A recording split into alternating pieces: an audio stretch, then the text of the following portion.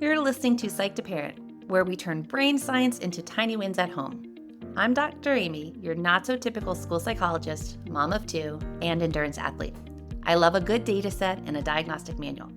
But I also forget permission slips, overthink IEP emails, and occasionally replay the moment I snapped at my kids in the car. In other words, I'm in the messy middle with you, not above it. This show is for parents of big feeling, big thinking kids who are tired of vague advice and Pinterest perfect behavior charts. Each episode, I'll pull back the curtain on what I see in real evaluations, school meetings, my private practice, and my own kitchen, and translate the research into simple scripts, tiny routines, and nervous system friendly tweaks you can actually use. Think of it as a nervous system rehab meets mindset coaching meets a smart, slightly spicy, non-judgy friend in your earbuds. We'll take one real life challenge at a time and shrink it down into 1 or 2 tiny wins you can start this week. No perfection, no 47-step sticker systems, just small, repeatable shifts that add up over time. Quick legal-ish note in plain English. This podcast is for education and support. It's not therapy, it does not create a clinical relationship, and it's not a substitute for personalized medical or mental health advice. If you're worried about your child's safety or mental health, or your own, please reach out to a trusted professional. Okay, deep breath, drop your shoulders. You're not behind and you're not alone. Let's get psyched to parent. I see this in my private practice all the time. Parents come in and they're like, my kid actually likes math. Math is not the enemy in this house. And then the fluency piece shows up. The speeded quiz, the timed worksheet, the computer program that's basically like, on your mark, get set, go. And the kid who likes math absolutely loses it. Not because they hate math facts, not because they're trying to be difficult, but because the time pressure changes how their brain feels. It messes with how they think. It messes with how they feel. It turns, I can do this, into, I'm the worst. And this is the part that matters for today. This isn't just a home problem. This shows up in schools, intervention groups, and computer programs. And it's often treated like a motivation problem. But in my head, I'm thinking something totally different. Okay, this is a psychoeducational evaluation question. What is the task demanding and what is activating it? And if you're in Tampa like me, if you're in the 813, our area code, you know exactly the kind of afternoon I'm talking about. Big feelings, busy schedules, after-school depletion, and then a timer shows up and turns your whole house into a pressure cooker. Let me tell you what we're doing in this episode and what you can expect to walk away with. Welcome back to Psych to Parent. I'm Dr. Amy, school psychologist, mom of two, parent coach, and endurance athlete.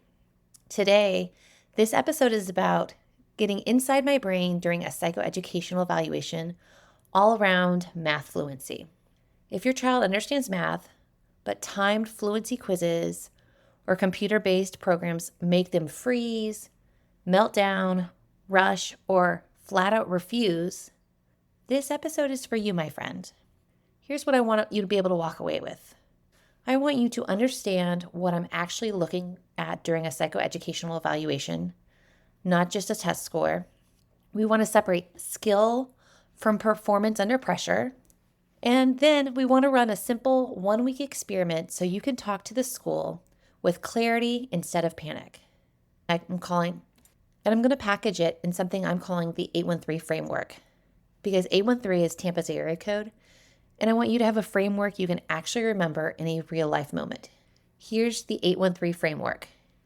8 things I watch, a 1-week experiment, 3 parent scripts you can use.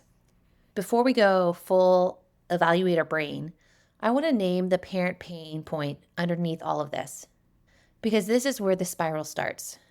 Time to math facts are one of those sneaky school things that hits parents right in the chest. Because it's not just, can you do 7 plus 8? It turns into, are we behind? Is my kid going to hate school? Why does this end in tears? Is this going to get worse? Am I doing something wrong as a parent? And here's a piece parents don't hear enough. Location matters. A lot of kids hold it together at school and then fall apart at home because home is a safe place, the safe adult, the relational container. So if your kiddo loses it at home during time facts, I'm not thinking this kid is manipulative. I'm thinking this kid is depleted and the task demand is landing on a nervous system hotspot. And then we take that information and we use it, because the goal of a psychoeducational evaluation isn't to label a child as good or bad at math. It's to understand how their brain performs under different demands so the support plan actually fits. Okay, let's shift into the evaluation lens. What am I assessing? What am I observing? And why can time fluency be misleading if we treat it like the whole truth? Let me tell you a little bit about psychoeducational testing. As a school psychologist, this is a big piece of my practice. I oftentimes refer to psychoeducational testing as being able to provide parents with a dissertation on their child. A lot of times, I see parents who have those gut feelings that, hey, something seems off. I feel it deep in my bones, but I don't feel like I have data or evidence to prove it. That's usually when I get those phone calls or the email saying, Amy, I'm seeing these things or have these concerns. Can you help? The quick answer is yes, I can absolutely help. My job is to take the 10,000 piece puzzle that is your child, put the pieces together as best I can using evidence-based assessment tools and feedback from multiple people like parents, teachers, your child, and putting all those pieces together to give us a clear picture. A psychoeducational evaluation isn't just, do you know it? Yes or no. It's what happens to performance when the demand changes.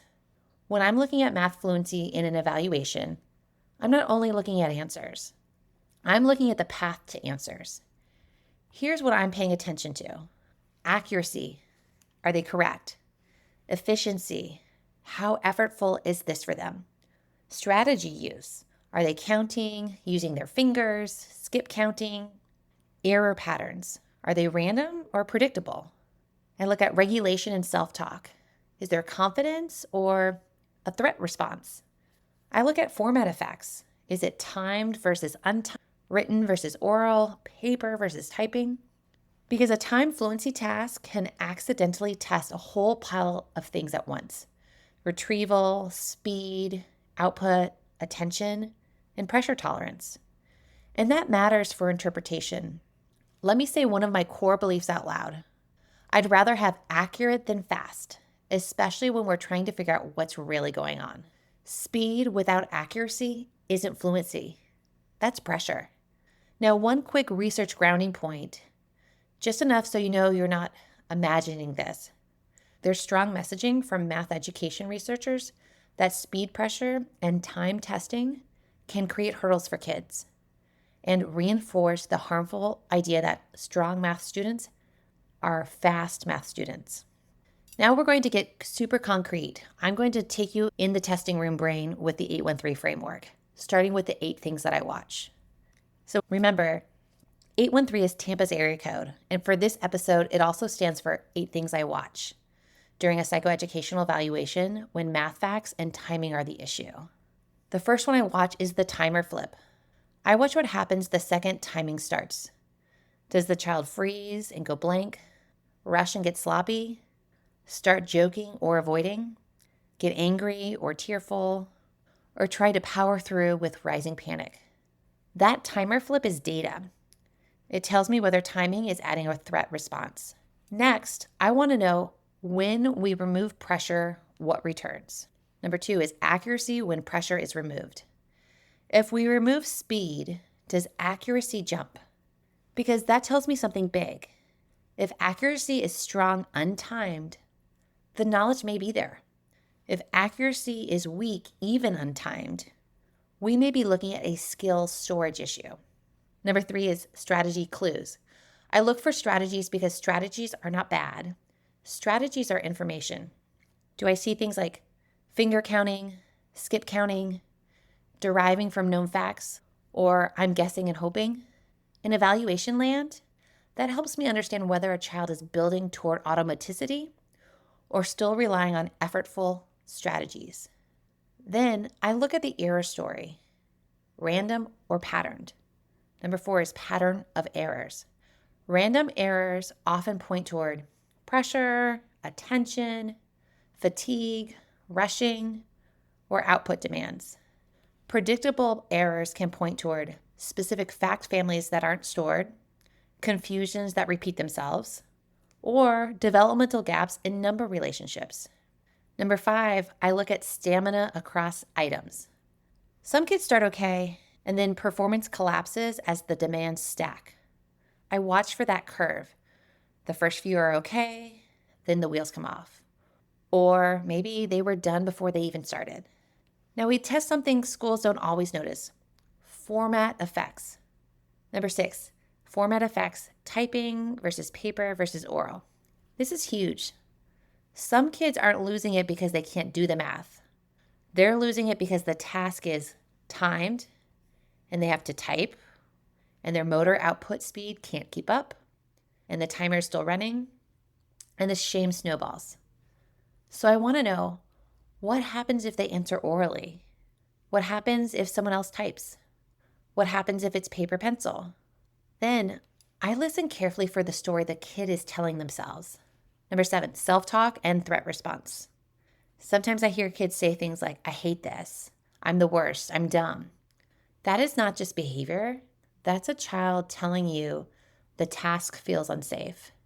And if the kid is learning math equals panic, we have to take that seriously because that identity story sticks. Finally, I'm always looking for the lever. What helps quickly? Number 8, what helps quickly? This is one of my favorite evaluator questions. What reduces the struggle fast? Does it help if we remove timing, reduce volume, give a start clue, take a short break, provide reinforcement, switch the response mode, or chunk the work? Because the supports that help quickly become clues for the plan of what to do next. Now that you know what I'm watching, I want to ground this in the exact home scene parents recognize, because that's where the shame creeps in and where parents start doubting themselves. Here's the most common scene I hear, and honestly, I've seen versions of this in my own life as a parent. It's after school, everyone's cooked, you log into the math facts program. One of your kids might be like, let's go, I'm ready. And the other kid is instantly, I hate this, I'm the worst. There may be yelling, tears, refusal, full body different experiences. And this is where parents start making meaning. Why is this so hard? Why can't you just do this and we can be done with it? Are you even trying? But in my eval brain, I'm thinking, is it the timer? Is it the output demand? Is it the end of day depletion? Is it the fear of being wrong? Is it a skill storage issue? Does somebody just need a snack? Because those are all different problems, and different problems need different supports. Math facts are foundational, yes, 100%. I agree with this. But fear is not the foundation we want our kids to have when it comes to math facts. Which brings me to the center of this episode, the 1-week experiment. This is where we stop debating and start gathering data. This is part 2 of the 813 framework. This is the 1-week experiment, and I like to call it the 813 2-column trial. This is very much a psychoeducational evaluation move. Change one demand and see what performance does. Here's how I'd set up the 813 2-column trial that you can try for 7 days. Pick one fluency activity your child has to do. It can be something that they have to do at school or at home. For 7 days, compare their performance. Column A is timed output. Column B is untimed output. Same facts, same content, different demand. Track simple clues. Keep it extremely doable for yourself. You might be taking data like time to start, the accuracy, prompts needed, the emotional cost. Is your kid calm, frustrated, or melting down? This is not about proving anyone is wrong here. This is about answering the real question for your kiddo. Is the bottleneck coming from your kids' skills or the pressure. If the task is computer-based, do a mini comparison. One day, you can have your kiddo answer orally while you type. Another day, you could try traditional flashcards or writing on paper. And notice then what changes. If performance improves when typing is removed, that's an accessible clue, not a character flaw. Now we take the data and translate it into what schools say. This is where parents get stuck because school language can feel dismissive even when it's not meant that way. Let's have a school translator minute here around careless mistakes. Today's phrase is when a school says, they're making careless mistakes. Here's my translation. Careless often means the adult is seeing the output but not the demand stack. So instead of arguing about being, quote, careless, we get curious. Are mistakes happening because they're rushing to beat the clock? Are they accurate when they're untimed? Does performance drop as the task goes on? Does the computer typing change the result? Does this happen more after a long day? And then we steer to support. Can we adjust the demand and track what changes? That's not combative. That's being data literate. And now I'm going to give you the part you can literally copy and paste into an email or say in a school meeting, the 3 scripts that complete the 813 framework. Here are 3 school-friendly scripts that keep this focused on access and data. Script number 1, skill versus pressure. You can say something like this. My child's difficulty seems to be speeded retrieval under pressure. Can we compare accuracy timed versus untimed for a short trial to see whether the timer is the bottleneck? Script number 2, when we see accuracy first, automaticity of math facts over time. You can say something like this. I'd like to prioritize accuracy first and build my child's speed over time. Can we measure fact knowledge in an untimed way while supporting automaticity through consistent practice without the time pressure? Script number 3, when format matters, computer versus typing. You can say something like this. On computer programs, the typing component may be adding stress. Can we try an alternate way to demonstrate mastery? Oral responses or paper-based practice, so we can see what changes when output demands are lower. Before we wrap up, I want to give you a quick school psych in your back pocket reframe. What I wish every parent understood about fluency as a construct. Here's what I want you to remember. Fluency tasks often get treated like they measure one thing, but in real life, they measure multiple things at once. They can measure fact knowledge, retrieval efficiency, output speed, attention under time pressure, and emotional regulation under performance demands. So if your kiddo is fine in concept lessons, but melts down in time facts, that doesn't automatically mean they don't know it. It means the demand stack may be too high. And the goal isn't to remove all challenge forever. The goal here is to build skill without fear and to make sure the way we're assessing a child isn't creating an identity story that math equals panic.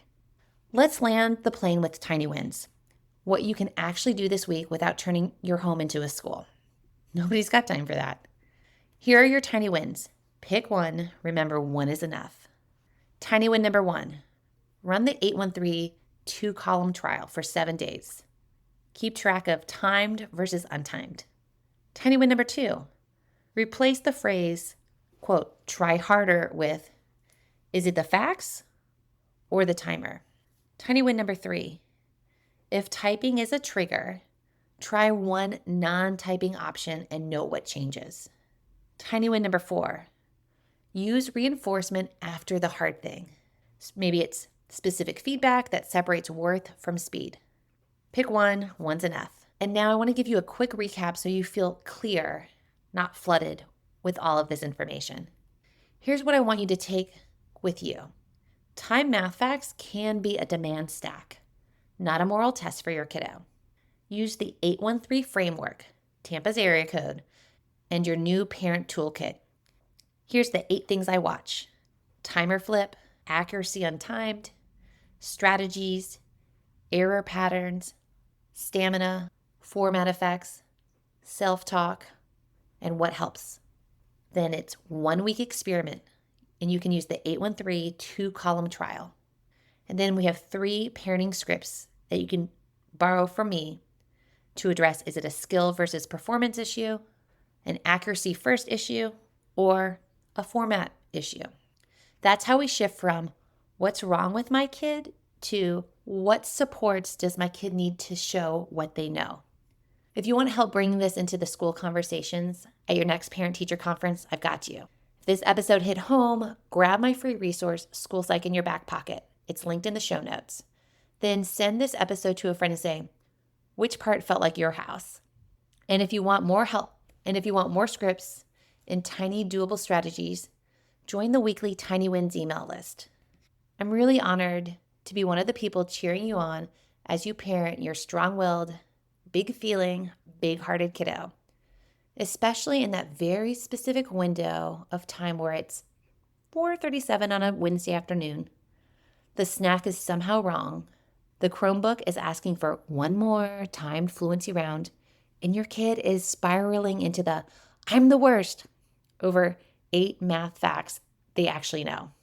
Like, okay. We'll keep making the homeschool puzzle less mysterious together. One better question at a time, one same kid, different math reminder at a time, one reset before requests after school, one .log sentence, one email that's clear and firm without being a novel. And the next time you sit at that tiny round table in that tiny chair, remember, schools have expertise, and you are the expert on your child. Your insight is not extra, it's essential. You're not behind.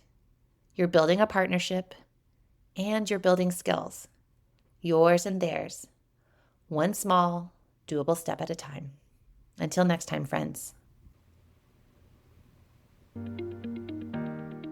Thank you for hanging out with me on Psych to Parent. I'm Dr. Amy, your not-so-typical school psychologist, and I'm genuinely glad you're here doing this work instead of quietly white-knuckling it and blaming yourself. Your tiny win from today's episode is simple. Do not overhaul your entire parenting style. Pick one idea, one sentence, or one tiny shift and try it in a low-stakes moment this week. Then notice what changes, even if it is just by 1%. If you want more support, head over to psychoeducational.com. You'll find show notes, simple scripts, and parent-friendly guides that go with these episodes. While you're there, make sure you join the Tiny Wins mailing list so you get weekly brain-based tips, real-life examples from my work with families, and first dibs on new workshops and resources. It's the easiest way for us to stay connected beyond the podcast. If this podcast was helpful, it really does matter when you tap follow or subscribe. Leave a quick review or text it to a friend who is parenting a big-feeling, big-hearted kid too. This podcast is for education and encouragement. It is not therapy, and it's not a substitute for individualized care. If you're worried about your child or yourself, please reach out to a trusted professional in your area. You are not behind. You are not broken. You are building something new, one tiny win at a time. I'll see you in the next episode, probably with a cold coffee in hand, cheering you on.